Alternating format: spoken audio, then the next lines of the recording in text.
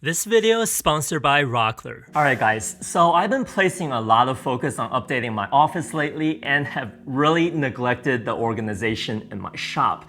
I'm not really short on storage space, but I just hate how my tools are kind of spread all over the place, especially the ones that I use on the table saw, which means I waste a lot of time walking around. So it's finally time to build some storage for my table saw accessories and keep them close to where they're actually supposed to be used. Now I have the 36-inch capacity saw stop PCS, so from the mobile base to the legs it's only 24 inches. So I'm actually going to remove these legs to gain an additional 6 inches here. Anyway, I came up with a design on my iPad using Shaper 3D. I laid out the cutting diagram so that everything can be cut out with the least amount of adjustments to the table saw fins. And since this project is sponsored by Rockler, we've made free plans available for you guys to download on their website, which I will link down below. So let's start breaking down the plywood for the case.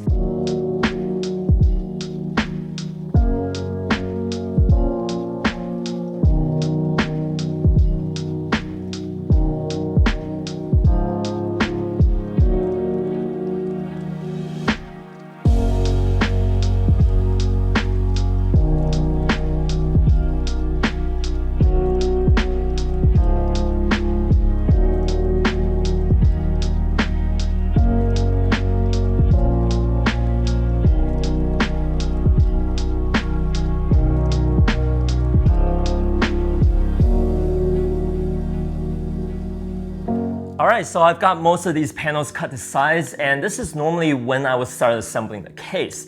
But since I'm going to be adding some sliding trays for storing my saw blades later, I'm going to cut some 1/2-inch wide dados into the left panel as well as this top vertical partition. I'm going to do that with my dado set at the table saw. The important thing when doing this is to cut both panels with the same fin setting to ensure that both sides are identical. So let's get those cut, and then I'm going to use pocket holes and glue to bring the carcass together so that we can get things moving along quickly without needing to wait for the glue to set.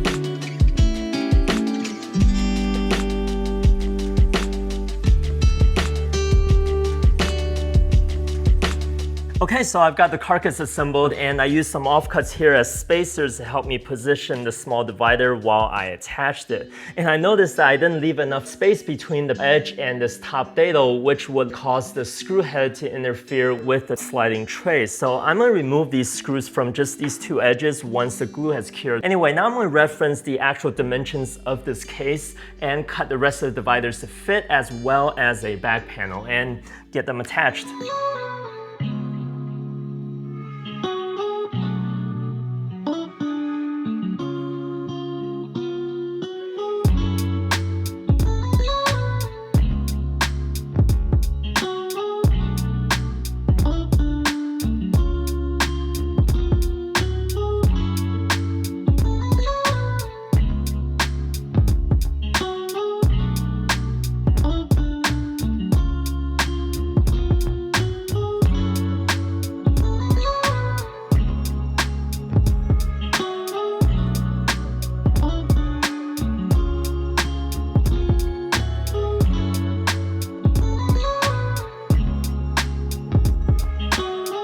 Alright, so the case is all put together. It's nice and rigid, everything is square enough. And the reason I didn't apply any iron-on edge banding as I normally do is because I'm going to paint this whole case black with some spray paint to match my table saw. And I'm going to finish it with some spray-on poly and get the casters installed to finish up the case.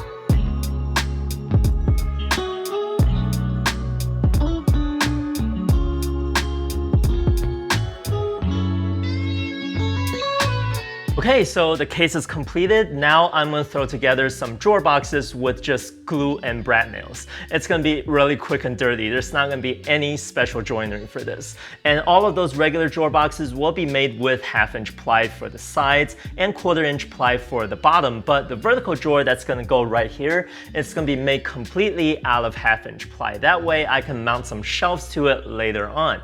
All of those will then be attached to the case with just some basic drawer slides. So let's get those knocked out.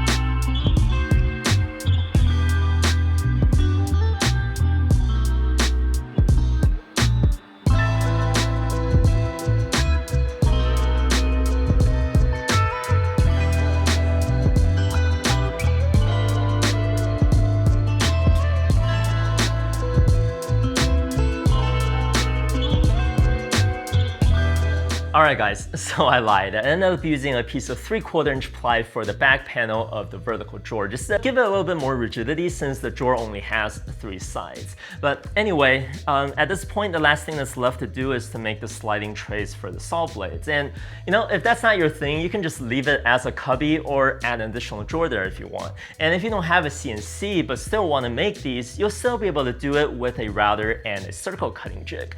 But what I did was I modeled the trays in CAD, and I designed one tray for holding 10" blades, another one for the outer blades of the dado set, and a third for storing the chippers. And all 3 of these will have finger pulls with labels engraved in them to make them extra fancy. Now once again, if you don't have a CNC, you can still cut this profile out with a jigsaw and just sand everything smooth. But for me, let's export these and get them cut.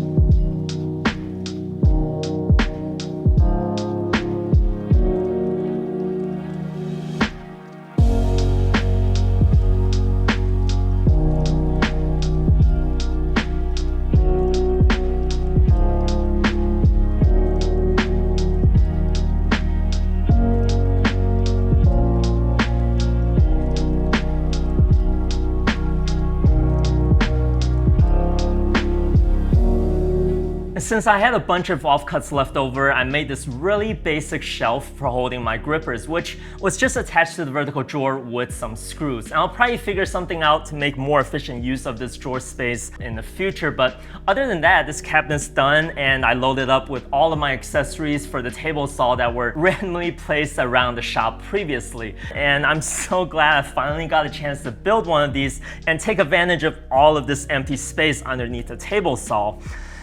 Anyway, if you have any questions, feel free to leave them in the comments below, and otherwise, I'll catch you guys in the next video.